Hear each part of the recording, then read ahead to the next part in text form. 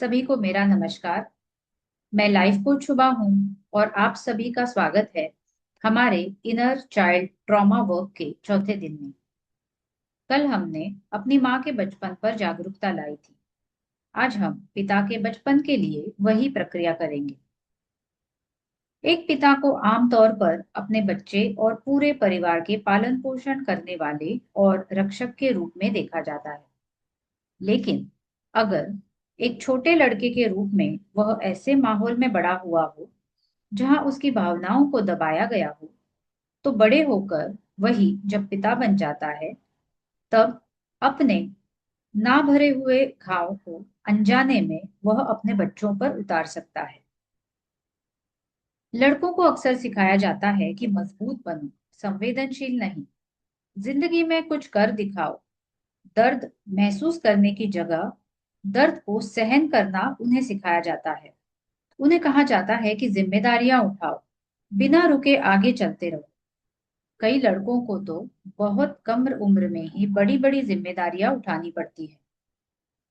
इस सब के वजह से उनके मन में जो डर पनपता है और खुद को लगातार साबित करने का दबाव उमड़ता है और अधूरी भावनात्मक जरूरतें,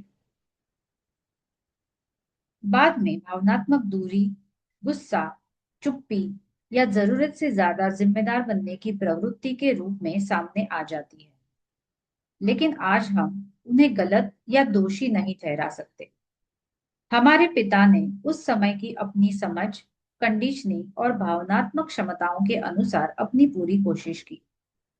जब हम अपने पिता के बचपन को समझेंगे, तो हम अधिकार, सुरक्षा, पैसा, आत्ममूल्य और भावनाओं को व्यक्त करने के साथ अपने रिश्ते को भी समझने लगते हैं।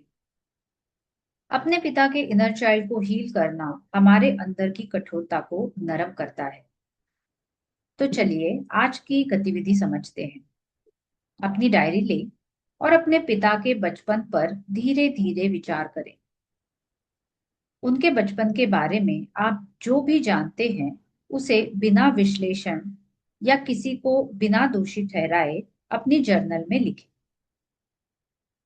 अब आता है चिंतन का मतलब रिफ्लेक्शन का भाग। इन 5 सवालों के बारे में लिखें। सवाल पहला, मेरे पिता किस तरह के माहौल में बड़े हुए। सवाल दूसरा, उनके माता पिता उनके साथ भावनात्मक रूप से कैसे पेश आते थे।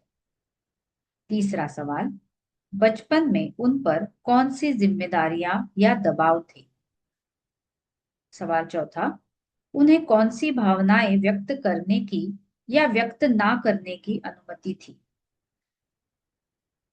सवाल पांचवा, अपनी कौन सी इच्छाएं उन्होंने दबा दी होंगी। अगर कोई सवाल, शंका या भावना उभर रही हो, तो नीचे कमेंट्स में जरूर साझा करें।